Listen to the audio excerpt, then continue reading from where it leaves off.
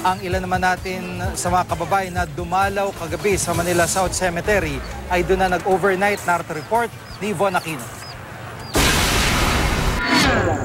Inabutan namin nagkukwentuhan ang magpipinsang ito habang nasa puntod ng kanilang kaanak sa Manila South Cemetery kagabi. Ngayong taon lang namatay ang ama ni Pamela sa sakit sa kidney. Nagparamdam pa raw ang kanilang ama sa kanila, pero hindi raw sila natatakot kahit pa nagpakita rin ito dito sa sementeryo. Nagpaparamdam siya ng mga paborito niyang pagkain, tulad ng laing, adobo. Nagpakita rin po siya sa pinsan ko. Nakatingin po siya sa amin. Dito sa sementeryo?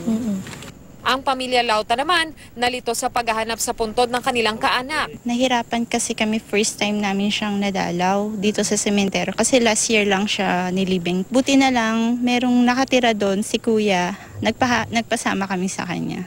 Mula pa sa Cavite ang pamilya Lauta. Kagabi sinimulan na nilang dalawin ang mga yumaong mahal sa buhay na nakaimlay sa iba't ibang sementeryo sa Metro Manila. Bakit po gantong oras po kayo dumandalaw? Para umiwas sa traffic tsaka sa init kasi di ba yung pag-ano. Tsaka maraming tao para maiwasan din sa dami ng tao.